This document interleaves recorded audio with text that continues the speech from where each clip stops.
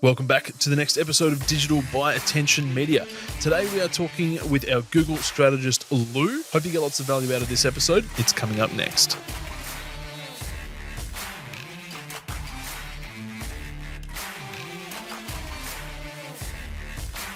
Welcome to Digital, a podcast brought to you by AttentionMedia, a location-agnostic digital growth agency helping businesses become iconic brands. On this show, we dive into the hottest topics, the latest updates, and what's working in social media and digital marketing right now to get you up to speed and keep you informed. And if you want to grow your business through strategic digital marketing, head over to attentionmedia.com.au, click on the Book a Discovery Call tab, fill out some details, and we'll be in touch. We'd also love to know if you're listening to this show, so please take a screenshot, upload it to your preferred social media account, and tag us at Attention Media Agency. Let's get into the show.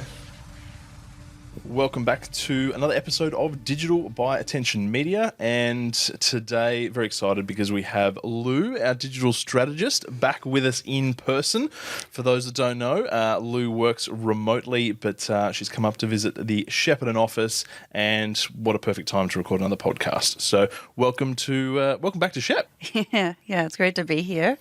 And today's topic, Lou, what are we going to dive into? Well, this is something that I've wanted to talk about for some time.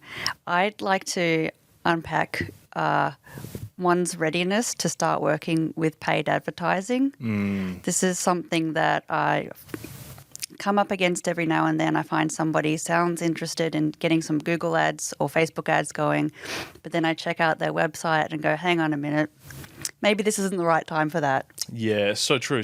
And look, it's obviously something that we come up against quite often, and I think it's the signs of a good digital strategist, a good media buyer, and or a good agency to essentially flag that and bring that up in the conversation when you're having that conversation with a business owner and letting them know that, hey, before we start running any kind of paid advertising, there's probably a few things we need to look at first. Yeah, that's exactly right. I would not feel good about it if I said yes to doing some ads, but it wasn't going to help you. Amazing. All right, so for everybody playing along at home, Lou has been our Google strategist for, coming up on 4 years in September. So that's fantastic. Lou's been an integral part of the team and helped a lot of our partners scale their paid advertising and generate some fantastic results. So Lou, first things first, we're discussing somebody or a business or an organisation might be looking to dive into paid advertising, but where do we want to start that conversation around? Are they ready or not for paid ads? That's a good question. I guess one thing I wanted to highlight here is that paid ads is really just like one piece of a puzzle that is your marketing strategy. So there are several different elements to consider. There's not just putting an ad out there and getting people to click, but there's also the place that you send people to on your website. That needs to be ready for ads. And then everything that comes after that. So are you ready to accept the new volume of leads and sales? Are you going to follow through with what it says in the ad? All those things have to be in alignment. Yeah, very true. And I think that's something that is probably underestimated in 2024 and beyond, is the fact that Google and or Meta or any advertising platform, they're not just looking at the ad that you're running, they're looking at where you're sending traffic. And if that is your website, for example, then the user experience and how well your website operates is going to have an impact on your ads, isn't it? Yeah, when your ad's out there and someone clicks on it, the page that they end up on matches up with what was said and what's being offered and what that person's looking for as well.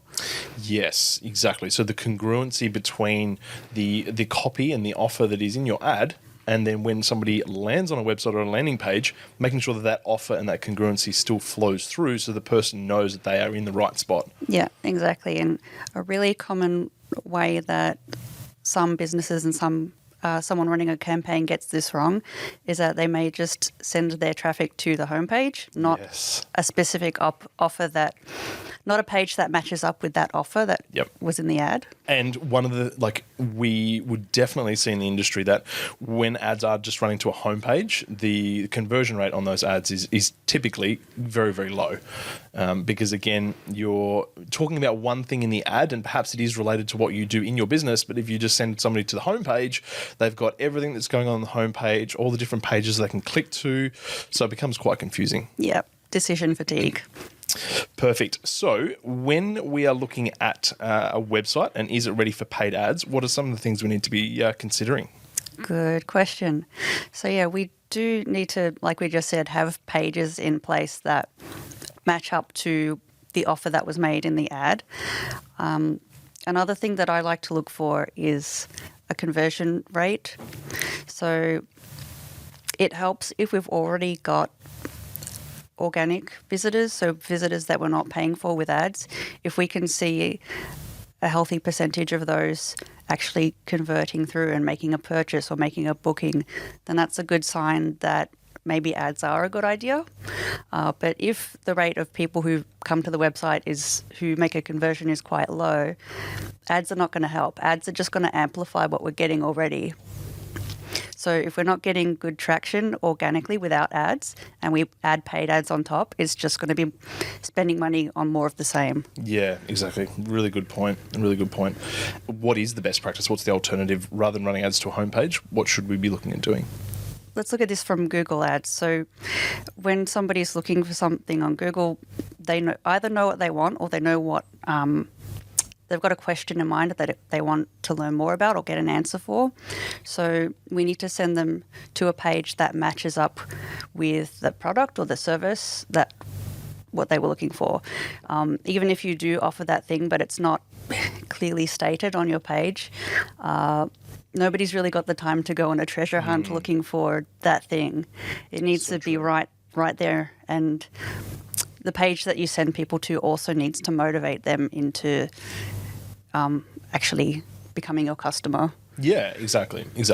And typically we would call that a landing page. So whether that's a landing page, an existing landing page on your website, or whether there is landing pages that are created specifically for any type of paid advertising campaign that you're running. Yeah. And the structure of those landing pages can have a big impact too, can't it? We've obviously got e-commerce, for example, then we've got professional services or lead generation campaigns, and the way that you're going to lay out that landing page is going to be different based off obviously whether you're selling a product or you're offering a service. Yeah, that's it. And yeah, that landing page, getting a click is part of the battle. The landing page has an important job to do in convincing that person to buy, to eliminate any kind of friction or concerns, and make it really easy for them to get in touch with you. And there needs to be a solid call to action, and then the ability for somebody to convert. So submit their information, give you a phone call, purchase a product. It's that customer journey that we have to be really conscious of, again, before we start running any paid advertising. Yeah. That's right. One specific example that definitely comes to mind is a professional services company that we spoke with not too long ago. They're actually a law firm, and they were running paid traffic, and they had somebody assisting them running paid traffic to one of the service pages on their website, which had a little bit of information about the particular type of law that they were looking to promote. But where this page fell down, it was just a page on the website that had some information about this particular vertical of law, and that was basically it. There was no contact form, there was no call to action, there was no more information supplied. It was literally just an information page on the website, and it sounds quite simple when you think about it. But the fact that there was no method of conversion, there was no ability for somebody to leave their contact details or request a callback or any kind of conversion. And as soon as you look at that with that critical eye, you go, well, we're not going to generate any conversions from this because the page is not set up for conversions. Yeah. Yeah, I see that quite a lot. Yeah, exactly. So it's an overall picture of the ad campaign is one component, and then where we're sending the traffic to is another component, and it's often, not given the attention that it needs. Yeah, exactly right.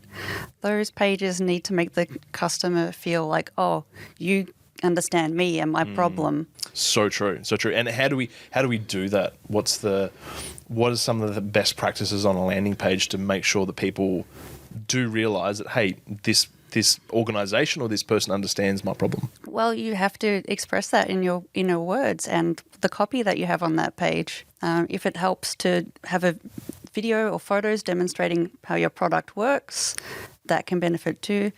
But yeah, just a slab of text and no contact information is just gonna, it's not helpful, because then the person coming to your page has no idea what to do. Exactly. And that issue is often made even worse if the person is using their mobile device or a small screen device at the time as well, because you don't have, or you generally can't as easily move around a website. So you're on a small screen, and if the next step in that customer journey is not clear, it's just so easy for people to drop off, bounce away from the website, and you've paid money to drive a potential customer to that website, but then you've then lost them after that. Yep. Amazing. What other things should we be considering to find out whether we're ready to run paid ads? I get asked a lot about budgets and how much someone should spend on ads, and I'd like to say there's not really a one-size-fits-all, and it is important to understand the finances and the numbers behind your business, and have an idea of what the average customer is worth to you and what's an amount that makes sense to spend to get somebody into your pipeline. And that is not really something I can decide for you on the fly without knowing your numbers. Exactly. And it's a question that we get quite often, and quite early on. How much should I be spending? How much do I need to spend? And look, at the end of the day, it really does come down to that discovery process and doing that properly to help the business owner understand the numbers, so we can give them some recommendations, and cross-reference that with benchmarks, what we see in other industries, what we see in similar industries, but to work that out, you definitely need to know your numbers. Yeah. What about conversion tracking, Lou? Is that something that we typically find a bit of an issue? Yeah, so it really helps to have either your website platform or your booking platform has some kind of means to track that a person went to your website and did something that we wanted them to do.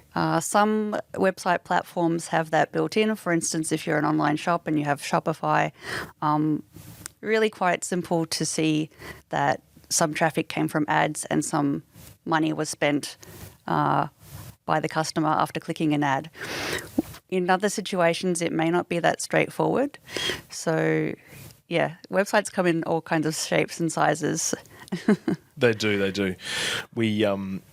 The conversion tracking side of things is obviously really important to help people get an understanding of, if they're investing $1 into paid advertising, how many dollars are they getting at the other side? And again, that's another thing that oftentimes doesn't happen or isn't set up correctly. We find that a lot too. It's a case of, let's just run some advertising and hopefully we'll see the results in the business's revenue out the other side.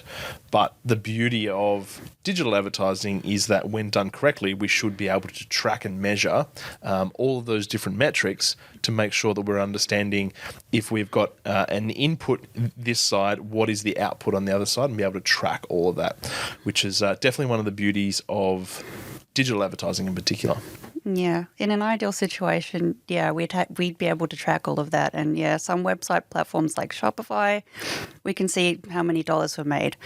Other times it could be like a lead form or some kind of customer relationship software. And, in that instance, we can see a volume of people that came through an ad and then submitted the form all the way through, not just looked at the page. Exactly. So true.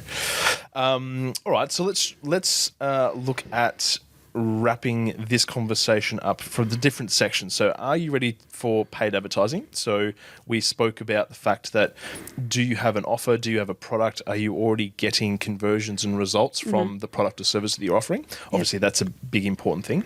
Then we spoke about the landing page, or where you're sending traffic to. So yes, of course, anybody can set up some ads and start running paid advertising, but where are we sending that traffic? And the platforms look at that very closely these days. The other side of the coin is, where do you want to go? How many new leads, customers do you need, or how many customers and or products can you sell and keep up with that demand? So that was something else you mentioned at the start too. Yeah. What does that sort of look like? Why do we need to be making sure that we can keep up with demand or the number of leads coming through? Well, you don't want more than you can handle. Exactly.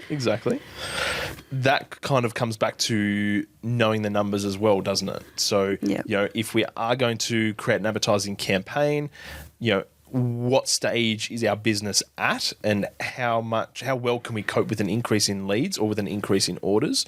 Because it's it's something that happens quite often too, is people get inundated with orders, or they get inundated with inquiry, and they can't keep up, and then that becomes a negative experience for people that are either trying to buy that product or that service too.